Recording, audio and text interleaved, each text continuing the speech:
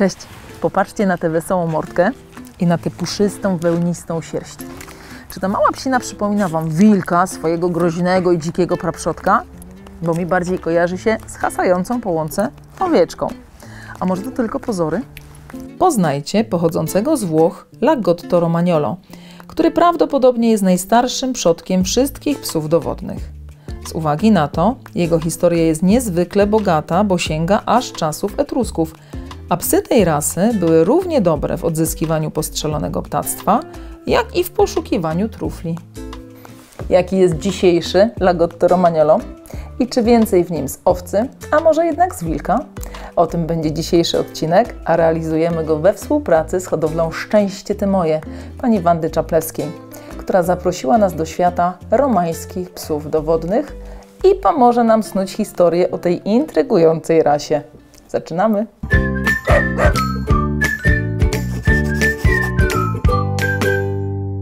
Swojego czasu, to będzie około 10 lat temu, poznałam pewną suczkę, malutką, młodziutką, Abigail. Okazało się, że jest to Lagotto Romagnolo. Nie znałam wtedy tej rasy kompletnie.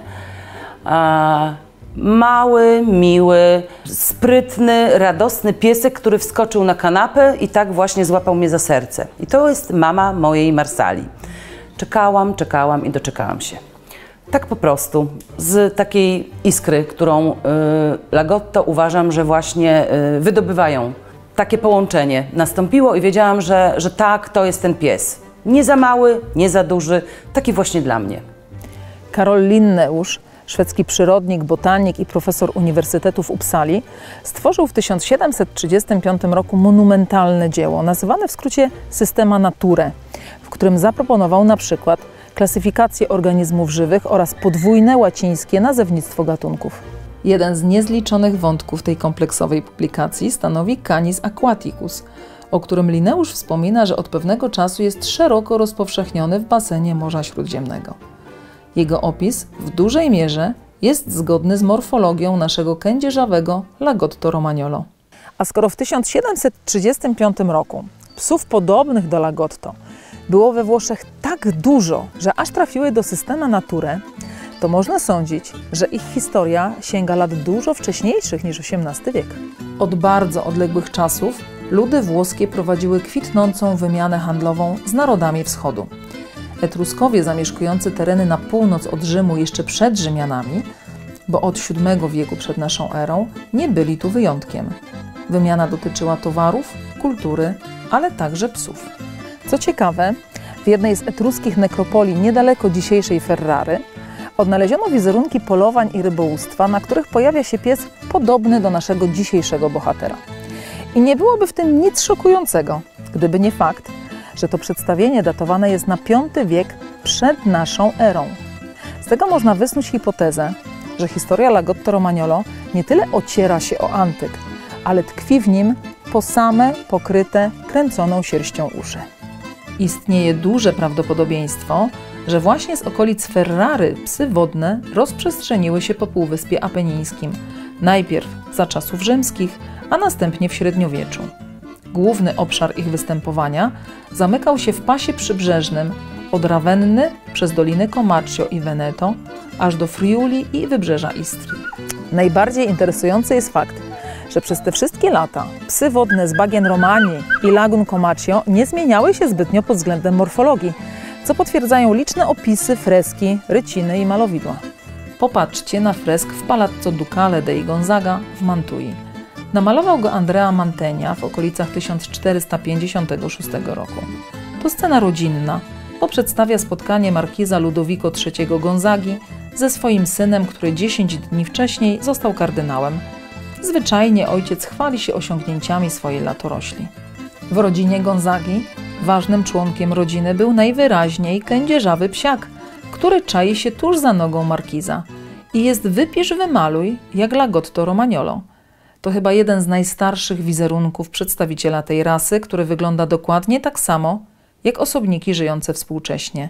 Nawet jego postawa jest charakterystyczna dla Lagotto. Gdyby ten czworonóg, namalowany w połowie XV wieku, wszedł na organizowany dzisiaj ring wystawowy rasy Lagotto Romagnolo, to nikt nie odmówiłby mu udziału. Taki jest podobny. Na innym renesansowym obrazie przypisywanym warsztatowi mistrza Guercino, a namalowanym prawdopodobnie przez jego brata Paolo Antonio, również widzimy psa do złudzenia przypominającego współczesnego Lagotto. Obraz przedstawia znanego włoskiego malarza Giovanniego Francesco Barbieri, który z miłością obejmuje prawą ręką siedzącego psa i dumnie wskazuje na niego ręką lewą. Za psem stoi starsza kobieta, być może siostra malarza, z czarnym kotem na ramieniu. Jest to typowy obraz barokowy datowany na XVII wiek. Także we włoskich dziełach pisanych możemy odnaleźć ślady Lagotto. I tak przykładowo Erasm z Valvasone w swoim wierszu La Caccia, czyli łowca z 1591 roku napisał: potrzebujemy rasy psa o szorstkiej i kręconej sierści, która nie boi się słońca, lodu, wody, która wspina się po górach, przeprawia rzeki, wpada na strome, skaliste miejsca. Jego głowa i sierść przypominają barana i wesoło przynosi ptaka myśliwemu. Inni włoscy twórcy pisali o kędzierzawych myśliwskich psach, dobrych przy polowaniu na łyski. Na przykład markiz Francesco Costa w swojej książce La Caccia in Italia napisał: jeśli kiedykolwiek strzelasz do łysek, używaj psów szybkich i kręconych, które bardzo lubią wodę i błoto. Mimo że w tej chwili troszeczkę ich przeznaczenie jest jakby inne, natomiast tak, uwielbianie wody jest jak najbardziej cały czas. Moje psy pływają doskonale. Najlepiej i największą frajdę z pobytu nad wodą ma właśnie Kłajetka, moja suczka. Marsala jako dama, ona już troszeczkę w innych emocjach do tej wody podchodzi, ale również doskonale pływa. Aczkolwiek muszę powiedzieć, że w obrębie nawet jednego miotu może być taki egzemplarz, który nie lubi pływać. Woli kopać dołki na plaży w piasku, niż pływać z rozkoszą w wodzie. Natomiast tak, moje psy pływają wszystkie, każdą wodę uwielbiają i z każdej są w stanie korzystać, niekoniecznie czystej też. Czyli mamy tu do czynienia z niezbyt dużym, ale sprawnym i odpornym na warunki atmosferyczne, kędzierzawym psem odzyskującym postrzelone ptactwo. Lagotto Romagnolo ma jednak o wiele więcej ciekawych cech i umiejętności. Potrafi na przykład wyniuchać białe lub czarne złoto, czym zaskarbił sobie serca wielu jego poszukiwaczy. O charakterze omawianej dzisiaj rasy sporo powie Wam jej nazwa. Lagotto to słowo w dialekcie wenecko-romańskim oznaczające kaczkę. Can lago określa psa wodnego na kaczki. Romagnolo zaś pochodzi od Romanii, dawnej krainy historycznej leżącej w północno-wschodnich Włoszech, gdzie psy w tym typie były lokalnie znane i hodowane. Aż do połowy XIX wieku Romania była pokryta rozległymi bagnami. Żyli tam też ludzie bagien, zwani Valaroli, a nazywano ich także Lagotti.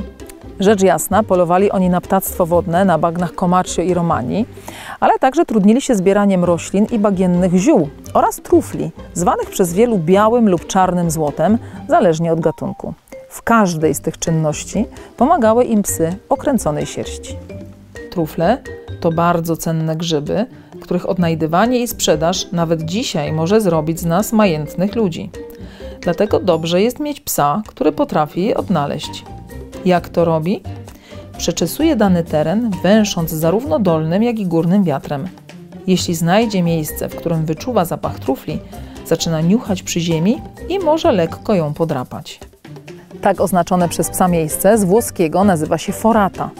Kiedy pies dokopie się do stanowiska trufli, jest odwoływany przez przewodnika, który wydobywa cenne grzyby własnoręcznie.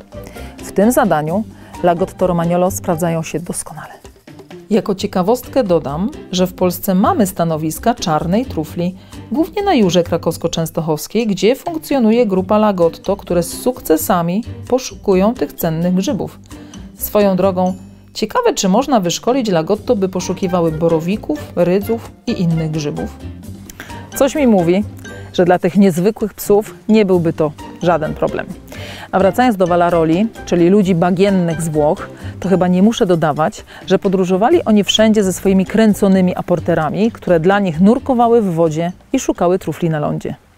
Ale w wyniku rekultywacji, która na przestrzeni dziesięcioleci stale osuszała ogromne bagna Comacchio i Romania, ten bagienny lud wyemigrował, a Lagotto Romagnolo stracił swoją funkcję psa wodnego. Stopniowo wyspecjalizował się za to jako łowca trufli. Okres przejściowy między obiema funkcjami można datować na lata 1840–1890. Fenomenalny węch oraz wyjątkowa zwinność doskonale pomagały Lagotto w tej roli. Przechodząc do czasów bardziej współczesnych, warto zauważyć, że choć pierwotnie psy te były hodowane w tzw. czystości rasy, to zaczęto je masowo krzyżować z innymi psami w innych typach rasowych, by przekazały im swoje wyjątkowe cechy i umiejętności. To spowodowało coraz większe zmiany, zarówno w wyglądzie Lagotto, jak i charakterze. Takie destrukcyjne działanie doprowadziło do tego, że mimo swej długiej historii, na początku lat 70. XX wieku na terenach Romanii żyło zaledwie kilkanaście czystej krwi Lagotto. Po wielu wiekach rasa prawie zupełnie zniknęła. I znów, jak to już miało miejsce w przypadku kilku innych omawianych przez nas ras, Lagotto przeżyły dzięki swoim aniołom stróżom. W połowie lat 70. zebrała się grupa zdolnych miłośników psów, na czele której stali profesor Francesco Ballotta, hodowca i sędzia Włoskiego Związku Kynologicznego, oraz dr Antonio Morsiani, światowej sławy kynolog, sędzia oraz hodowca. Ci panowie, wspomagani m.in. przez Lodovico Babiniego, miłośnika psów Lagotto Romagnolo, uratowali rasę przed całkowitą degradacją. Panowie przez ponad 20 lat edukowali i doradzali właścicielom Lagotto oraz skrupulatnie rejestrowali szczegóły morfologiczne setek psów tej rasy. Stopniowo udało się oczyścić i przywrócić do homogenicznego typu, aczkolwiek już z naciskiem na nową rolę Lagotto jako poszukiwacza trufli. Jeśli chodzi o wystawy, ponieważ Lagotto jest postrzegane i takie powinno być jako wesoły, średniej wielkości piesek, oczekujemy, że na ring wbiegnie właśnie taki radosny, merdający ogonem pies o wyglądzie rustykalnym, czyli z zachowaną strukturą szaty, pełnym skręcie, nie za długim włosie i też również nie za krótko przystrzyżonym, żeby te pierścionki były widoczne. Nie może to być pies rozczesany, przypominający wyglądem pudla na przykład, albo innego biszona. To jest nie do przyjęcia w tej rasie. Tak jak wzorzec nam mówi, pies o wyglądzie rustykalnym. W 1988 roku w Imola powstał włoski klub Lagotto, dzięki czemu stworzono warunki do oficjalnego uznania rasy. Po wielu latach pomiarów biometrycznych na setkach egzemplarzy dr Antonio Morsiani opracował standard rasy, a oficjalne uznanie przez Włoski Związek Kynologiczny nastąpiło w 1991 roku jako 13. włoska rasa. W 1995 roku rasę uznało FCI, dodając do Lagotto przymiotnik Romagnolo, by wskazać jej pochodzenie. Chcąc zachować pierwotne umiejętności pracy Lagotto Romagnolo, klub Italiano Lagotto Quintino Tosci organizuje w całych Włoszech testy umiejętności w polowaniu na trufle. Dziś Lagotto jest jedynym psem czystej krwi uznawanym na świecie za wyspecjalizowanego poszukiwacza tych grzybów. Ponoć są w tym lepsze nawet od świń, których powszechnie używa się do szukania trufli. Dodam, że do Polski pierwsze Lagotto trafiły w 2005 roku. Od tego czasu wzrasta zarówno liczba hodowli, jak i zainteresowanie rasą. Jeszcze w 2009 roku w ZKWP zarejestrowanych było 9 psów i odnotowany 1 miod, a już w 2022 ponad 500 osobników i 90 miotów. Może także ktoś z Was decyduje się na własnego Lagotto. Najpierw jednak opowiedzmy trochę więcej i w szczegółach o charakterze oraz wymaganiach psów tej rasy. Dla kogo Lagotto Romagnolo będą idealnym towarzyszem? Lagotto Romagnolo coraz częściej w ostatnich latach zyskuje na popularności. Bo rzeczywiście jest to pies średnich gabarytów, nie jest ani malutki, ani wielki, więc można by powiedzieć, że idealny. Moim zdaniem nie do końca jest to pies jednak dla każdego, ponieważ jest to pies o dosyć dużym temperamencie. To jest pies, który nie lubi nudy. To jest pies inteligentny, co też właśnie prowadzi do tego, że nie lubi nudy. Jeżeli zostawimy go w ogródku samego, no to będzie go aranżował po swojemu. Jest to pies lubiący aktywność, więc dla wszystkich ludzi, którzy lubią spędzać czas na świeżym powietrzu, lubią przynajmniej spacerować po lesie, nad morzem, nad jeziorem, w terenie, w różnym terenie, to już zapewni jemu spełnienie jego potrzeb.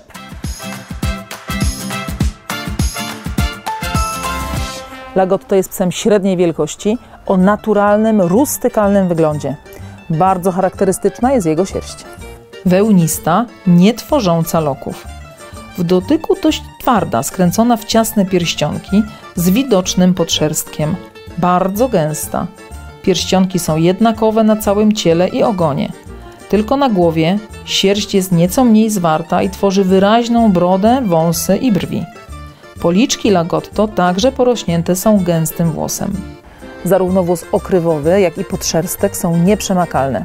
Sierść, jeśli nie jest strzyżona, ma tendencję do spilśniania w miarę rośnięcia. Dlatego Lagotto Romagnolo trzeba strzyc, przynajmniej raz lub 2 razy do roku. A sierść po wizycie u groomera nie powinna być dłuższa niż 4 cm. Strzyżenie nie może jednak zmieniać sylwetki. Zbyt krótka fryzura nie pozwala na wykształcenie pierścieni i ocenę struktury szaty. Tak, aby nasze Lagotto było piękne, zgodne ze wzorcem, no to trochę wymaga to od nas pracy. Ze swojego doświadczenia, może jeszcze nie aż tak wielkiego, widzę, że 90% właścicieli moich Lagotto się poddaje i idzie po pomoc do groomera. Bo nie jest to takie proste zadanie. Tu ważna jest regularność, czesanie, używanie grzebienia, pozbywanie się różnych kołtunów. Lagotto ze spacerów przynosi dużo różnych rzeczy, począwszy od piasku po różną roślinność, to trzeba wszystko z tego włosa usunąć, żeby później było łatwiej. Pierwsze cięcie myślę, że dobrze by było zrobić w wieku 3 do 4 miesięcy, czyli krótko po odbiorze od hodowcy. Można również zrobić to wcześniej, można poprosić hodowcę o pierwsze cięcie tego włosa. W pierwszym roku życia szczenięcia dobrą metodą na świetny skręt jest częste strzyżenie. Czyli tak jak później możemy to robić 2 razy w roku, to w pierwszym roku życia dobrze jest to zrobić tak co 2 miesiące. Bo im częściej będziemy ciąć, tym prędzej uzyskamy piękny, prawidłowy skręt. Uwaga! Lagotto nie suszymy suszarkami, bo one rozdmuchują charakterystyczny skręt włosa. A z uwagi na to, że również wnętrze ucha jest u nich bardzo mocno porośnięte sierścią, która stale rośnie, należy zadbać o usuwanie jej nadmiaru także stamtąd. Maść psów tej rasy może być jednolita brudno-biała, biała w czekoladowe lub pomarańczowe łaty, czekoladowa przesiana, czekoladowa w różnych odcieniach z białym lub bez, czy pomarańczowa. U niektórych psów występuje jasno lub ciemnobrązowa maska. Dopuszczalne jest podpalanie w różnych odcieniach.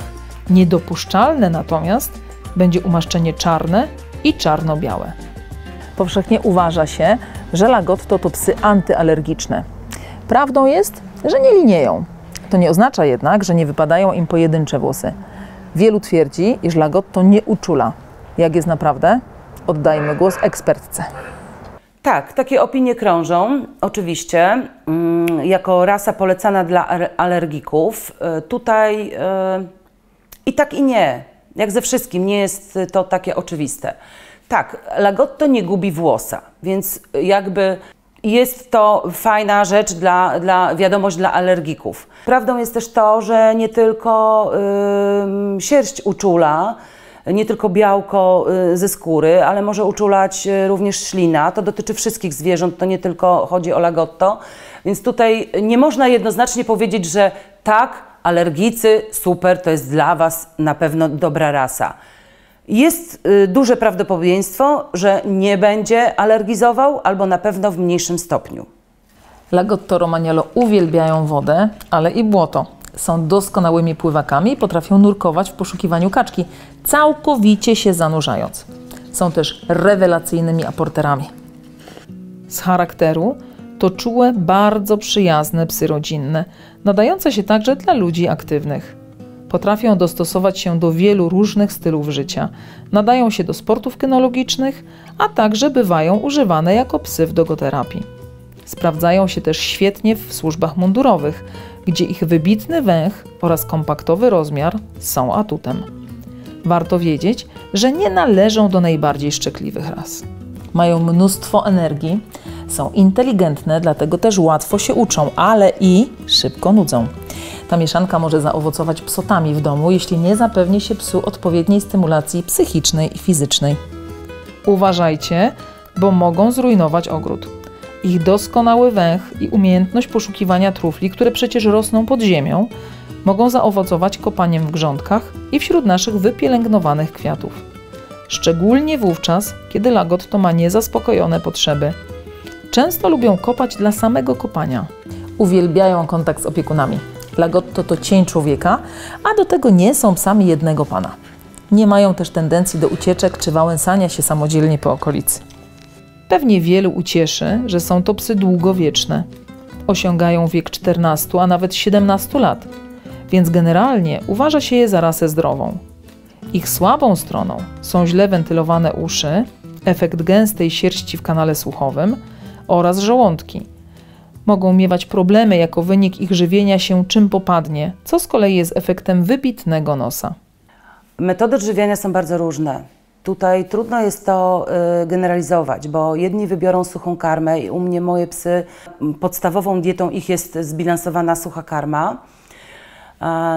Natomiast również też używamy mięsa, więc lagotto nie stwarzają nam jakichś większych problemów żywieniowych. Są raczej łase na jedzenie. Mogą oczywiście występować wyjątki. Może wyjątkami są psy o jaśniejszej sierści, ponieważ kolorystyka u lagotto jest różna i tutaj tak jak zwykle inne rasy o jasnej sierści mają nieco inne wymagania. Natomiast ogólnie można stwierdzić, że jest to pies bez problemów żywieniowych, dobrze przyjmujący różne sposoby żywienia. I co? Czy lagotto romagnolo mógłby zostać Waszym towarzyszem na długie lata? Dajcie znać w komentarzach, co sądzicie o tej wyjątkowo ciekawej rasie psów dowodnych. Pamiętajcie też o subskrypcji kanału Tropidogradzi. Dziękuję i widzimy się za jakiś czas.